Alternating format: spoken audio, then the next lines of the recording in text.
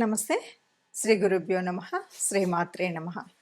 ఆదిత్యాయ చ సోమాయ మంగళాయ బుధాయ గురు శుక్ర శనిభ్యే రాహవే కేతవే నమః.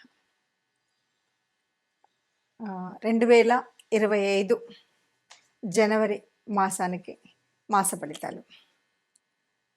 2025 జనవరి అనగానే అందరికీ ఒక ఆలోచన ఏంటంటే ఈ సంవత్సరం ఎలా ఉంటుంది అని. నిజానికి అందరికీ కూడా ఆంగ్ల నూతన సంవత్సర శుభాకాంక్షలు. జనవరిలో మరి కొత్తగా మనకేం మార్పు ఉంటుంది ఏంటి అంటే, నిజానికి మన సనాతన ధర్మంలో ఉన్న శాస్త్రీయతలో మనం ఎప్పుడు కూడా సంవత్సర ఫలితాలు అనేవి తెలుసుకునేటప్పుడు ముఖ్యంగా ఉగాది నుండి ఉగాది వరకే మనం తెలుసుకుంటాం. కానీ ఇది మన కన్వీనియన్స్ కోసం పెట్టుకున్నటువంటి గ్రెగేరియన్ క్యాలెండర్ ప్రకారంగా కొత్త సంవత్సరం ఆంగ్లేయులు ప్రపంచవ్యాప్తము ఇదంతా ఒకటి సిద్ధాంతం ఉంది కాబట్టి ఆంగ్ల నూతన సంవత్సరం అని చెప్తున్నాం. కానీ ప్రతి మాసంలో ఎలాగైతే మన గ్రహాలు గోచార రీత్యా సంచారం జరుగుతూ ఉంటుందో అదే ఉంటుంది. ఇక్కడ కొత్తగా ప్రకృతిలో వచ్చేటువంటి మార్పు కానీ గ్రహాల యొక్క గమనంలో కానీ ఎప్పుడు వాటి స్థితిని బట్టి, అంటే ఒక్కొక్క గ్రహానికి ఒక్కొక్క రాశి మారడానికి కొంత సమయం పడుతుంది. చంద్రుడికైతే 2.5 రోజులకి ఒకసారి, అలాగే మరి ఇంకా మిగతా వాటికి ఒక శనిగ్రహం చూస్తే మనకు తెలుసు 18, అంటే చాలా పెద్ద గ్రహాలకు ఒకలాగా, చిన్న గ్రహాలకు ఒకలాగా, నెల లోపల తిరిగే వాటికి 45 రోజుల్లో తిరిగేవి. రవి లాంటి వాడు కరెక్ట్గా నెల వచ్చేసరికి మారుతూ ఉంటాడు. ఇలాంటివి గ్రహాల యొక్క గమనం ఉంటుంది. మరి ఇలా ఉన్నప్పుడు జనవరి మాసంలో ఎలా ఉంటుంది, ఏ రాశి అంటే గోచార రీత్యా ఏ రాశిలో ఏ గ్రహాలు ఉన్నాయని కనుక మనం ముందు చూసినట్టయితే, ఈ మాసంలో మనకు ముందు నుండి ఉన్నట్టుగానే రాహువు మనకి మీనరాశిలో ఉంటుంది, కేతువు కన్యారాశిలో. ఈ దాదాపుగా చాలా నెమ్మదిగా కదిలేటువంటి గ్రహాలు కాబట్టి ఇప్పుడప్పుడే మారే పరిస్థితి లేదు అన్నట్టుగా మనకు కొంత కాలం నుండి ఉన్నాయి. సరే, గురువు వృషభంలో ఉన్నాడు, సేమ్ వక్రించే ఉన్నాడు. తర్వాత కర్కాటక రాశిలో ఉన్నటువంటి కుజుడు మళ్ళీ వక్రగతిలో ఉన్నాడు. కాకపోతే ఈ నెల 21వ తారీఖు మళ్ళీ వెనక్కి వెళుతూ ఉన్నాడు, అంటే మిథున రాశిలోకి వెళుతూ ఉన్నాడు. తర్వాత ఇక బుధుడి దగ్గరికి వచ్చేసరికి వృచ్చికంలో ఉన్నాడు, 4వ తారీఖు మారి ఆయన ధనుసులోకి వెళ్తాడు. ఆ తర్వాత మళ్ళీ 25వ తారీఖు వచ్చేసరికి మకరంలోకి ప్రవేశిస్తాడు. ఇది మనకు బుధుడి యొక్క గ్రహస్థితి. ఇక రవి ప్రతి మాసానికి ఒకసారి మారుతూ ఉంటాడు. ముఖ్యంగా ఈ మాసంలో రవి యొక్క ప్రత్యేకత చాలా ఎక్కువ. ధనుసు రాశిలో ఉన్నటువంటి రవి మకరంలోకి మారడం వల్లే మనకి కొన్ని మార్పులు, ఉత్తరాయణ కాలం రావడం కానీ మకర సంక్రాంతి రావడం కానీ జరుగుతుంది. అలా రవి మకర రాశిలోకి ప్రవేశిస్తాడు. ఇక శుక్ర శనులు ఇద్దరూ కూడా మనకి కుంభరాశిలో కనిపిస్తారు. మీనరాశిలో రాహు ఉన్నాడు అని చెప్పుకున్నాం. అయితే శుక్రుడు 28వ తారీఖు మనకి మీనరాశిలోకి వెళ్ళడం అనేటువంటిది ఉంటుంది. మరి ఇలాంటి గ్రహస్థితి ఉన్నప్పుడు, అంటే గ్రహాల యొక్క గమనం ఇలా ఉంది, మరి ఇలా ఉన్నప్పుడు ఒక్కొక్క రాశి వారికి ఎలాంటి ఫలితం కనిపిస్తుంది? ఎందుకు అంటే మనకి కొన్ని యోగించే గ్రహాలు ఉంటాయి, కొన్ని యోగించని గ్రహాలు ఉంటాయి. గ్రహాల యొక్క స్థితి, యుతి, దృష్టి వీటన్నింటి మీద మన యొక్క గ్రహస్థితి ఉంటుంది. ఏ మాసానికైనా, ఏ పక్షానికైనా, వారానికైనా దినఫలాల వరకు చూసుకున్నప్పటికి కూడా ఏ రోజుకి ఆ రోజు మారుతూ ఉంటుంది, ఎప్పటికప్పుడు ఉంటుంది. అలా మారుతున్నప్పటికి కూడా మనం దినఫలాలు చూసుకునే వాళ్ళు ఉంటారు, వారఫలాలు ఇలా చూసుకుంటూ ఉంటాం. దీనికి కారణం ఏమిటి అంటే, ఏదైనా సరే జరగబోయే పరిస్థితులలో వచ్చేటువంటి గ్రహాల మార్పు వల్ల మనకి ఏదైనా అనారోగ్యం, లేకపోతే ఆర్థిక ఇబ్బంది, లేక ఉద్యోగ చలనం ఇలాంటివి ఏవైనా ఉన్నప్పుడు దానికి తగు జాగ్రత్త తీసుకోవడం కోసం, లేదా కొన్నిసార్లు ఆ గ్రహాలని సంతుష్టిపరచడం కోసం మనం చేసేటువంటి గ్రహాల యొక్క పరిహారాలు ఇవి తెలుసుకుంటే గనక మనకు రాబోయే కష్టం నుండి కొంత తగ్గించుకోవడం, లాభం ఉంది అంటే దాని సద్వినియోగం ఎలా చేసుకోవాలి అనేటువంటి విషయాలు తెలుసుకోవడం కోసం మాత్రమే మనం ఎప్పుడు కూడా ఈ గ్రహాల యొక్క ఫలితాలను, అంటే మాస ఫలితాలు కానీ, వార ఫలితాలు కానీ, పక్ష ఫలితాలు కానీ, దిన ఫలితాలు కానీ తెలుసుకుంటూ ఉంటాం. అందులో భాగంగా మరి 2025 జనవరి మాసానికి మాస ఫలితాలు మనం ముందుగా రాశి వారీగా, అంటే ఒక్కొక్క రాశి 12 రాశులకు ఫలితాలు తెలుసుకుందాం.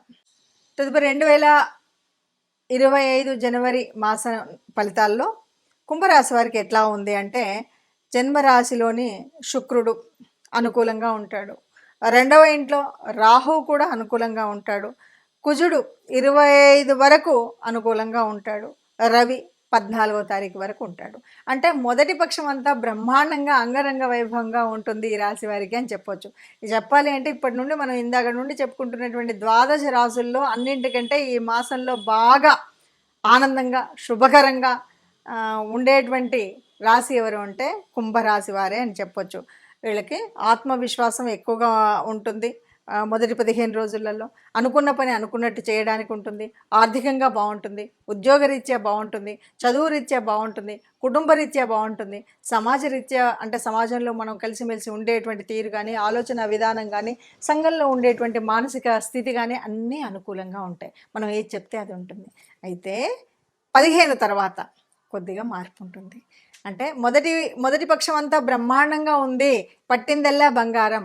మరి రెండవ పక్షంలోకి వచ్చేసరికి ఎలా ఉంది కుంభరాశి వారికి అంటే కొద్దిగా అననుకూలత ఉంటుంది. ఈ ఫలితాలన్నీ కూడా ఎందుకంటే రవి మారాడు, కుజుడు మారిపోతున్నాడు 21 తర్వాత ఇలా మారుతున్నాడు కాబట్టి ఈ పరిస్థితుల్లో కొద్దిగా మనకు ఇబ్బంది కలిగేటువంటిది ఉంటుంది. ఇబ్బంది అంటే పెద్ద నష్టం అని కాదు, కొద్దిగా మనం ఆర్థిక పెట్టుబడిలో కానీ వచ్చినటువంటి ధనాన్ని సరిగా సమన్వయం చేసుకోవడం కానీ, మాట్లాడేటప్పుడు కానీ, ఇప్పుడు నిన్న మొన్నటి వరకు నువ్వే దేవుడు అనేవాడు అక్కడికి వచ్చేసి మరుసటి రోజు తిడితే ఎంత బాగోదు, ఎంత మానసికంగా శారీరకంగా ఉంటాం. అలాంటి పరిస్థితి రావద్దు అంటే మన మర్యాదను మనం నిలబెట్టుకోవాలి. మర్యాదను ఎప్పుడు నిలబెట్టుకుంటాం? మనం మాట్లాడేటప్పుడు తగు జాగ్రత్తగా మాట్లాడినట్టయితే ఏ ఇబ్బంది రాదు, ఏ పోట్లాట రాదు. అట్లాగే ఆర్థిక వ్యవస్థలో మనం పెట్టేటువంటి ప్రతి ఖర్చు లెక్కతో అవసరానికి అనుగుణంగా అవసరమైనప్పుడే అంతేగాని కొన్నిసార్లు ఏం చేస్తుంటాం అంటే డబ్బు ఉంది కదా అని అనవసరపు ఖర్చులు ఎక్కువ చేస్తూ ఉంటాము. కొంచెం నలుగురిలో ప్రెస్టేజ్ కోసం చేసేటువంటి ఖర్చులు ఉంటూ ఉంటాయి. ఇలాంటి అననుకూలమైనటువంటి పరిస్థితుల్లో అనుకూలంగా ఉండాలి అంటే ఏం చేయాలని యోజన చేసుకోవడానికి ముందుగా దొరికినటువంటిదే ఇది. కాబట్టి రెండవ పక్షంలో చాలా జాగ్రత్తగా ఉన్నట్టయితే ఏ ఇబ్బంది లేకుండా కుంభరాశి వారు హాయిగా ఆనందంగా ఉంటారని చెప్పచ్చు.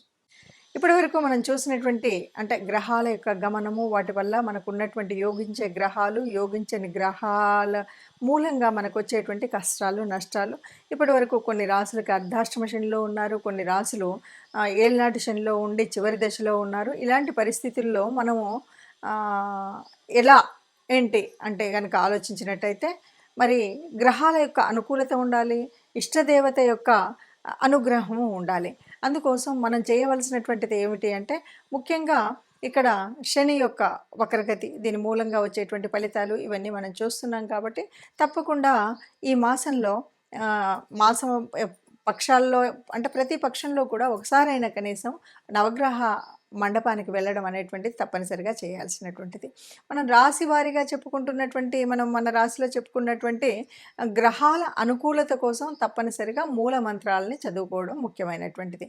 అంతేకాదు మొదటగా ఉన్నటువంటి ధనుర్మాస పరిస్థితి, దానివల్ల విష్ణుమూర్తి విష్ణు రూపాల్లో ఏ రూపాన్నైనా మనం ప్రార్థించడము, అలాగే శివాలయానికి వెళ్ళడం, ఈ రెండు తప్పనిసరిగా చేయాలి. ఇవేవి మనకు వీలు కాలేదు, ఎలా చేయాలి, ఏం చేయాలి, మరి నాకు గ్రహస్థితి మార్పు ఉండాలి, ఇదంతా నేను ఆనందంగా ఉండాలి, హాయిగా ఉండాలి, ఆరోగ్యంగా ఉండాలి అని యోచించేవాళ్ళు మనుషులకు. కాకపోతే గోశాలకు వెళ్ళడం, గోగ్రాసం ఇవ్వడం ఇది మన వల్ల కాలేదు. మన ఇంట్లోనే మనం చేస్తున్న చోట, మనం ఉన్నటువంటి చోటనే ఉన్నటువంటి కార్మికులకు ఎవరైనా సరే అన్నం ఒకరోజు భోజనం పెట్టించడం కానీ, వారికి కావలసినటువంటి వస్తువుల్ని దానం చేయడం కానీ చేసినట్టయితే మనకున్నటువంటి గ్రహాల అననుకూలత పోయి అనుకూలత వచ్చేటువంటి పరిస్థితి ఉంటుంది. ఎవరైనా సరే అందరం అనుకూలంగా ఉండాలి, గ్రహాల అనుకూలంగా ఉండాలి, దేవతల యొక్క అనుగ్రహం ఉండాలి. దీనికి కూడా దేవతానుగ్రహం కోసం ఇష్టదేవతా ప్రార్థన అనేటువంటిది మర్చిపోకుండా చేయాలి.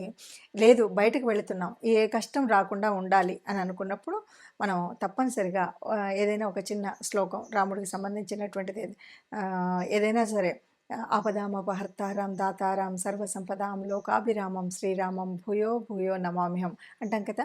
ఇది చదివితే ఎప్పుడూ కూడా ఎక్కడా కష్టం ఉండదు. ఇంత పెద్ద శ్లోకం మాకు కష్టం అండి అనుకుంటే కనీసం ఆ అమ్మని తలుచుకోండి, శ్రీమాత్రే నమః అనుకోండి. శ్రీమాత్రే నమః అనుకుంటూ మనం ఏదైనా పని మొదలుపెట్టినా, బయటకు అడుగుపెట్టినా మనం ఇలా చేసినట్టయితే మనకున్నటువంటి కష్టాలన్నీ పోయి అనుకూలమైనటువంటి పరిస్థితిలో అన్ని మాసాల్లాగానే మనం అందంగా మనందరం కూడా ఆనందంగా ఉండాలి, సంతోషంగా ఉండాలి.